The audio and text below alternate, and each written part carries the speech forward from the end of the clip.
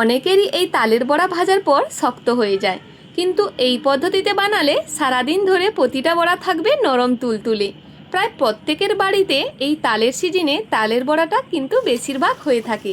আজ আমি আপনাদের সাথে শেয়ার করব বাইরে থেকে হালকা মুচমুচে আর ভেতর থেকে একদম নরম তুলতুলে তালের বড়া। তাহলে চলুন দেখে নিই। প্রথমেই 300 গ্রাম মতো সুজি নর্মাল জল দিয়ে 20 মিনিট মতো ভিজিয়ে রাখবো। নমস্কার বন্ধুরা, আমি মন্টো, আপনারা দেখছেন মন্টোর রান্নাঘর। তালের বড়া বানানোর জন্য একদম তাজা মিষ্টি বড় সাইজের একটা কালো তাল নিয়েছি। এর ওপরে খোলসের লেয়ারগুলো ছাড়িয়ে নিচ্ছি। ছাড়িয়ে নেওয়ার পর এইবার এই কালো অংশটা ছাড়ানো খুবই সোজা। একটু শক্ত হলেও উপর থেকে টান দিলেই দেখবেন খুব সহজেই পুরোটা খুলে আসছে। এইভাবে পুরো তালের খোসাগুলো ছাড়িয়ে একদম পরিষ্কার করে নিচ্ছি। দেখুন পুরোটা পরিষ্কার করে নিয়েছি। এবার হাত দিয়ে একটু চাপ দিয়ে তালের আঁটিগুলোকে আলাদা করে নিচ্ছি।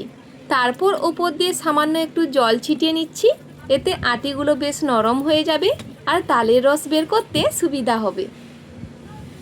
এইবার এই রকম একটা ছিদ্রযুক্ত প্লাস্টিকের ঝুড়ি নিয়েছি। আপনারা চাইলে বেতের ঝুড়ি বা গ্রেটারের সাহায্যেও করে নিতে পারেন। তারপর একটা বড় সাইজের থালা রেখে ঝুড়িটা তার উপর বসিয়ে তালের আঁটিগুলো ঘষে ঘষে রস বের করে নেব। এভাবে ঘষলেই দেখবেন সুন্দর ও ঘন তালের রস নিচে পড়তে শুরু করবে আর আঁশগুলোও আলাদা হয়ে যাবে। তালের রস বের করার জন্য বড় কোনো সরঞ্জামের একদম প্রয়োজন নেই। রান্নাঘরে থাকা এই সাধারণ প্লাস্টিকের ঝুড়িটাই যথেষ্ট। তাহলে এইভাবে এক এক করে উল্টে পাল্টে ঘষে ঘষে পুরো তালের কাঁচটা বের করে নিচ্ছি।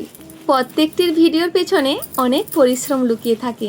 আজকের ভিডিওটি যদি আপনাদের একটুও ভালো লেগে থাকে তাহলে একটি লাইক ও সাবস্ক্রাইব করে আমার পাশে থেকে সাপোর্ট করুন। আপনাদের একটি সাবস্ক্রাইব আর ভালোবাসাই তো আমাদের পরের ভিডিও বানাতে উৎসাহিত করে। দেখুন সবগুলো তালের রস কত সুন্দর করে বের করে নিয়েছি। এতে একটুও আঁশ নেই, একদম স্মুথ। আর এখানে আগে থেকে যে সুজি ভিজিয়ে রেখেছিলাম, সুজিটা কত সুন্দর নরম আর ফুলে উঠেছে দেখুন। তারপর একটা বড় পাত্র নিয়ে নিয়েছি। প্রথমেই ওই ভেজানো সুজিটা ওই পাত্রে ঢেলে তার উপর 1 বাটি চিনি যেটা ওজনে 400 গ্রাম, 2 বাটি ময়দা যেটা ওজনে 500 গ্রাম, তারপর ওই তালের রসটা দিয়ে দিচ্ছি। পুরোটা দেব না, 4 ভাগের 3 ভাগ দিয়ে বাকিটা রেখে দেব। এখানে মাপটা কিন্তু পারফেক্ট রাখতে হবে। তারপর লবণ দিয়ে দেব স্বাদ মতো। এবার হাত দিয়ে সবগুলো উপকরণ খুব ভালো করে মেখে নেব, যেন ভেতরের কোনো দলা বা গুটলি না থাকে। যত ভালো করে মাখানো হবে ভাজার পর কিন্তু তালের বড়াগুলো ততটাই নরম হবে। কিছুক্ষণ ধরে মিশ্রণটি ভালোভাবে মাখিয়ে নেওয়ার পর এইবার এর মধ্যে দিয়ে দিচ্ছি কোরানো নারকেল। নারকেল দেওয়ার পর আবারও ভালো করে মাখিয়ে নিচ্ছি। মিশ্রণটি দেখেই হয়তো বুঝতে পারছেন এটা কতটা পারফেক্ট হয়েছে। খুব সুন্দর করে মাখিয়ে নিয়েছি। যত ভালো করে মাখাবেন তালের বড়াগুলো কিন্তু ততটাই নরম হবে আর খেতেও অসাধারণ লাগবে। এরপর তালের বড়াগুলো ভাজার জন্য কড়াইতে পরিমাণ মতো তেল দিয়ে ভালো করে গরম করে নিচ্ছি। দেখুন কিছুক্ষণ পর সব উপকরণ খুব সুন্দরভাবে সেট হয়ে গেছে আর এখানে তেলটাও মিডিয়াম করে গরম করে নিয়েছি। এইবার তালের মিশ্রণটি হাতে নিয়ে এইভাবে রেখে আঙ্গুলের মধ্যে নিয়ে ডাইরেক্টলি তেলের মধ্যে ছেড়ে দিচ্ছি।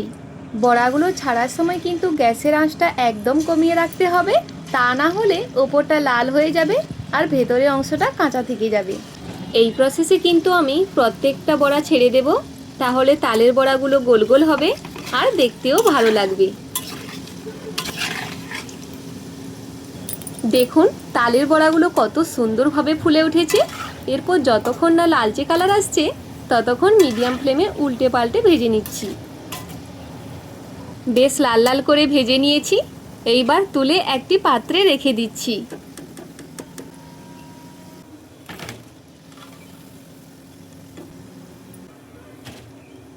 ওই একই প্রসেসে আঙ্গুলের মধ্যে নিয়ে সবগুলো এইভাবে বানিয়ে নিচ্ছি।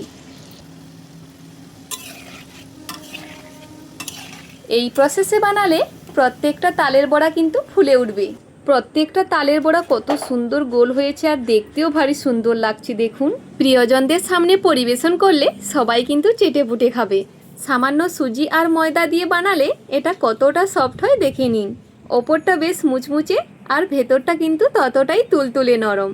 গরম গরম একটা কামড় দিলেই একদম মুখে লেগে থাকবে। আশা করছি নিশ্চয়ই বুঝতে পারছেন এটা কতটা সফট হয়েছে। একবার হলেও এটা এই প্রসেসে বাড়িতে ট্রাই করার অনুরোধ রইল। আর কেমন হয়েছে কমেন্টে জানাতে ভুলো না কিন্তু। আমি আসছি অন্য কোনো রেসিপি নিয়ে। ভালো থাকুন, সুস্থ থাকুন।